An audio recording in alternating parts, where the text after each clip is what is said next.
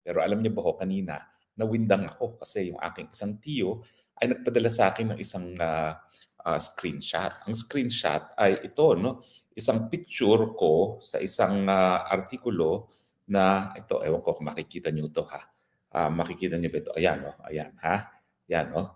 Yan, na ako daw ay nag-lecture sa isang law office ng isang Raulito Paras. Ngayon, ang artikulo ay nakasabi, how easy it is to link people in Philippine elite circles. At ang sinasabi nitong artikulong ito, ginamit akong ehemplo. Yung aking pagle-lecture daw doon sa law office ni Raulito Paras, hindi ibig sabihin ako'y membro ng law firm niya. Dahil ako isang guest lecturer lamang sa MCLE at talaga namang mga walang kinalaman yung lecturers doon sa lugar na kanilang pinagle-lecturean. So tama naman yon.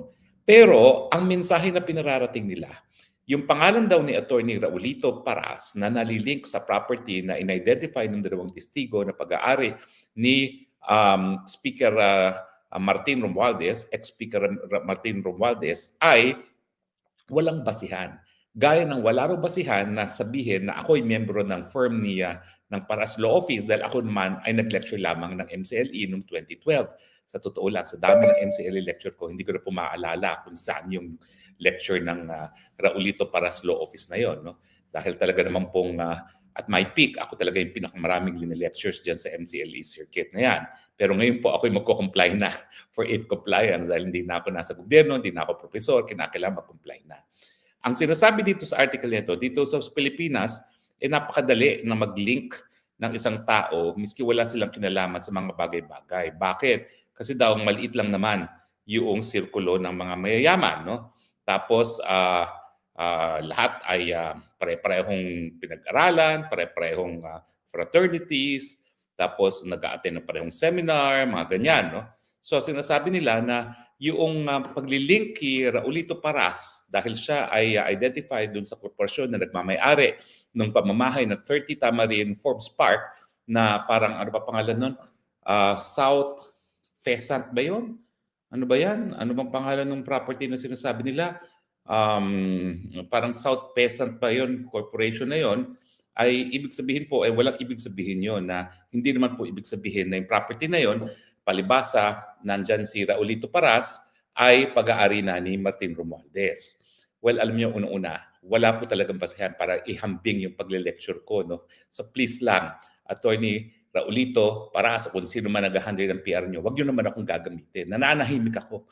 Hindi ko kayo pinapakailaman. Hindi ako nagme-mention. Pansinin niyo po ha, ako talaga ginagalang kayo legal ethics. So talagang maski busit na ako sa isang abogado at maraming mga abogado naman na talagang kung ano nung sinasabi sa akin, hindi ako gumagante dahil ako ginagalang ko talaga legal ethics. So ayaw ko sana magsalita laban sa kapwa abogado.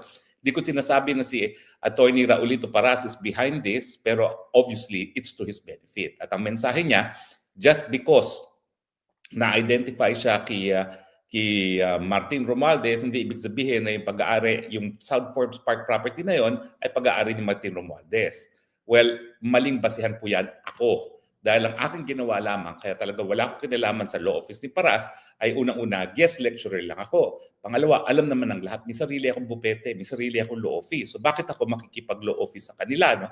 Pangatlo, talagang wala kaming ibang professional na relasyon ni Atty. Paras para masabi na ako'y related to him in any official capacity other than as guest lecturer dun sa kanyang MCLE lecture sa kanyang opisina. Okay, now, bakit naman mali yung paghahambing sa ating pagle-lecture sa law office ni Paras doon sa pagsasabi na ang South Forbes Park property ay pag-aari ni Martin Romualdez? Number one, kasi dalawang testigo sa Senado ang nagsabi na yung bahay na yon, alam nila, ay pag-aari ni Martin Romualdez. Hindi ko alam kung ano talaga ang tunay na relasyon nila doon sa property, pero sa tingin ko, sila ay nagtatrabaho doon.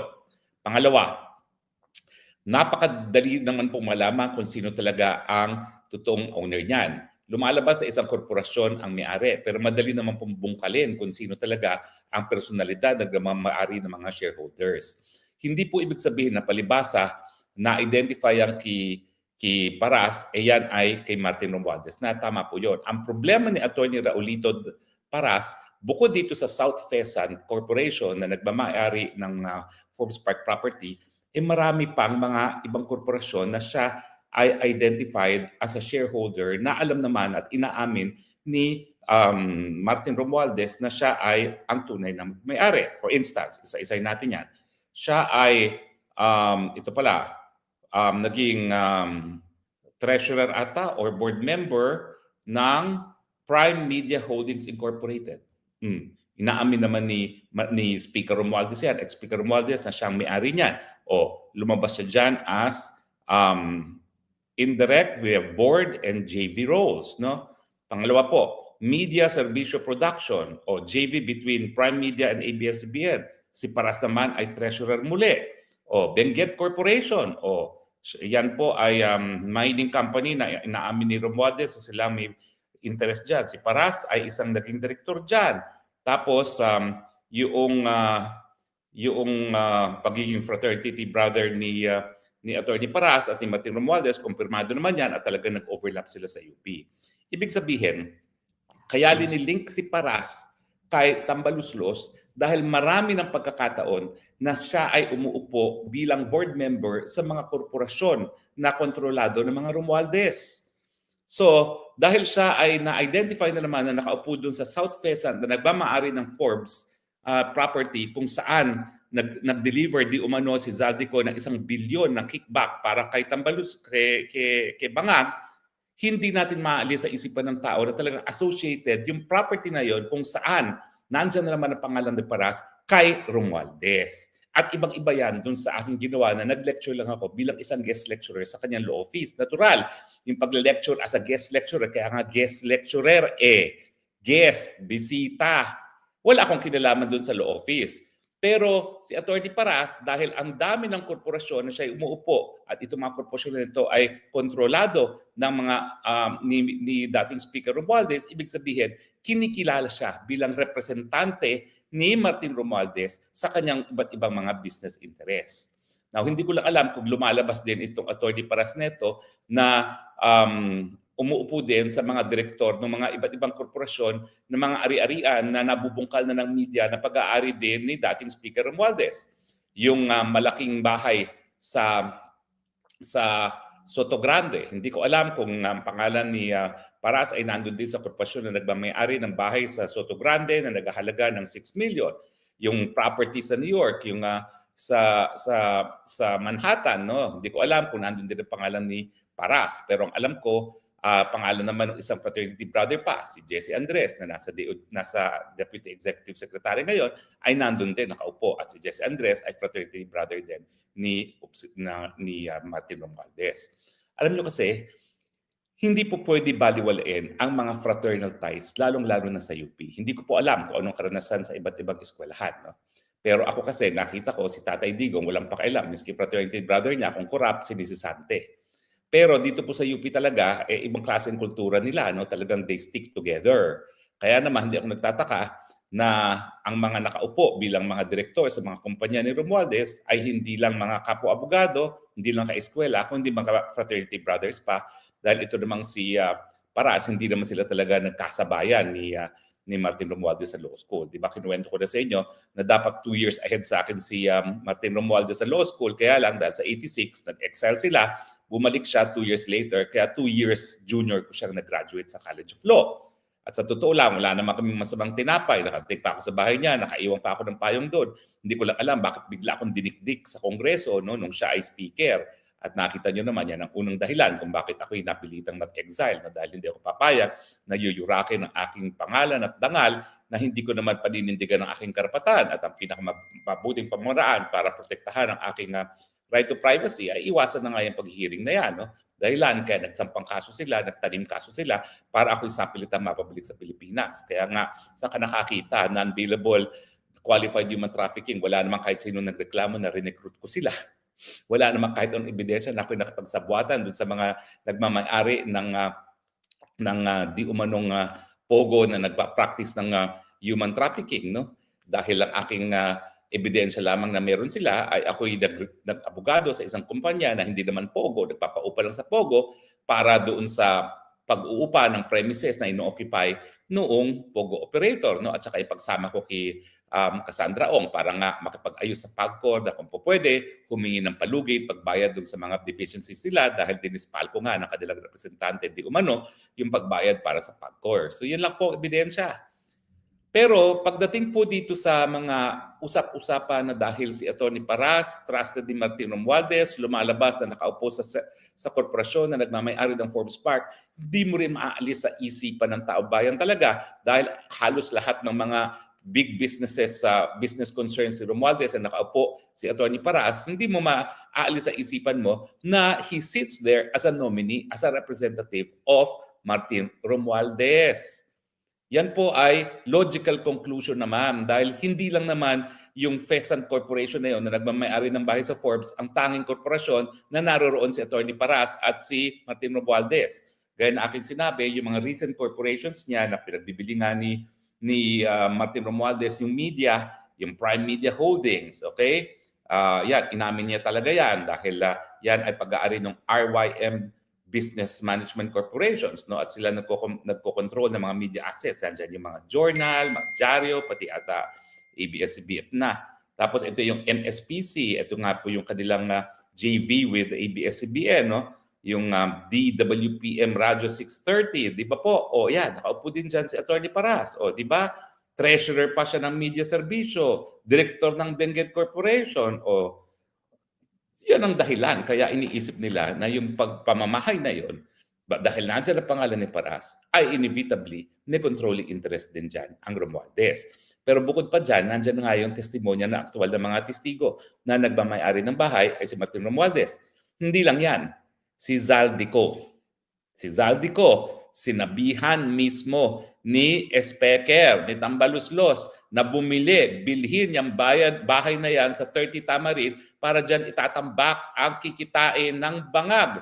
Hindi lang sa mga kickbacks galing sa infrastructure projects, kung hindi para dun sa mga smuggling activities sa sibuyas, sa isda, sa asukal, at sa bigas. O di ba? Talaga namang pong limpak-limpak ang kanilang inaasahang kikitain, bilyon-bilyon kung hindi trilyon na kinailangan bumili sila ng isang tahanan na 3,000 square meters. At saka alam nyo, kung ako naman si Ping Lacson at ito naman po, para naman sagutin niya at hindi isipin ng taong bayan na naglulutong Macau siya sa investigasyon, napakadali po yan. Patawag nyo si Atty. Paras. Tapos sabihin nyo, okay, Atty. Paras, saan mo kinuha 1.6 billion para bilhin itong pamamahay nito? Nasaan ang kita mo? Paano mo na-afford yan kung ikaw ang controlling interest dyan sa korporasyon na yan? At paano mo may explain na ang dami-dami pang ibang korporasyon na ikaw rin na nakatayo, nakaupo, direktor, na inaamin ni Martin Romualdez na siya nagmamay-ari ng mga korporasyon na yon, di ba? Oh. Ang aking punto lang, sa mga lalo na sa aking mga kapwa-abogado, never ko ako gumagamit na kapwa-abogado para isulong ang aking pang personal na interest. Hindi ko po gawain yan. Bakit hindi kita kakilalang personal, Atty. Paras? Bakit ganyan? Bakit ako gagamitin nyo sa pagle-lecture ko para sabihin na yung aking pagle-lecture ay walang sa opisina ni Atty. Paras ay walang pagkakaiba doon sa pag-uupo ni Atty. Paras sa korporasyon para i-link ang Romualdez. Ibang-iba po yun. Guest lecturer ako. Bakit ikaw? Guest director ka ba? Wala namang titulong guest director. Either you are a shareholder or you're not a shareholder. And you cannot be a director unless you're a shareholder. Diba?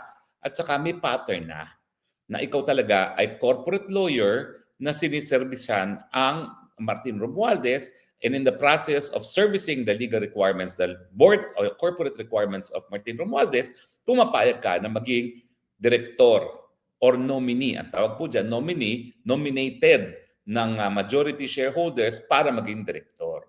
Wala naman pong masama doon. Pero ngayong tinatago nyo ang posibleng relasyon ni Martin Romualdez dito sa number 30 Tamarin, lumalabas na may tinatago. Kasi nga, diyan po iniimbak ang pera na kinikita para kay bangag. Hindi lang po yan. Ang informante ko, yung mga small committee meetings na siyang nag-aproba ng lahat ng mga insertions, dyan po sa 30 Tamarin ginawa ang mga pagpupulong. Sige po, patawag nyo si Chis Escudero, ipatawag nyo si Kimbo, yung babaeng Kimbo. Lahat po yan, sasabihin nila, yung small committee meeting dyan ginawa sa 30 Tamarin. So, imbakan ng basura galing sa kakurakutan at saka meeting venue para sa meeting ng small committee na talagang responsable sa lahat ng mga questionabling mga insertions sa ginawa ng mga senatong, congressman at ng Malacanang sa 2025 budget. Kaya naman po, talagang dapat nilang pagtakpan yung relasyon ni Martin Romualdez sa bahay na yan. Dahil kung mapapatunayan na talagang si Martin ang nasa likod ng korporasyon na nagmamayari ng bahay na yan, ay mapapatunayan na dyan talaga inimbak ang nakaw na pera galing sa kaban ng bayan at magpapatunay talaga po yan sa pananagutan ni Martin Romualdez kung sasabihin niyang hindi siya nakinabang sa perang yan, siya ay naging instrumento para pakinabangan, nino, sino pa, di nag-utos sa kanya na bilhin niyang property na yan para nga imbakan. Isa ko pang tip, patawag nyo kung sinong nagsilbing broker sa mga bentahan na yan. Dahil ang alam ko, hindi lang naman isang pinabili ng mga bangang na bahay dyan sa Forbes Park para imbakan ng pera. Kung hindi po ako nagkakamali, hindi bababa sa 5 ang pinabiling bahay ng bangag dyan sa Forbes Park. Ganyan kadaming kanilang kubra. Can you imagine? Iisa lang po ang tumayong broker dyan at yan po ay isang anak na isang napakalapit sa pamilyang Marcos. Hindi ko na po sasabihin kung sino muna sila, pero kilalang-kilala po natin kung sino yan dahil ang kanilang ama po, tip, wala na rin ang kanilang ama, ay talagang trusted lieutenant ng Marcos Sr. Sino kaya yon?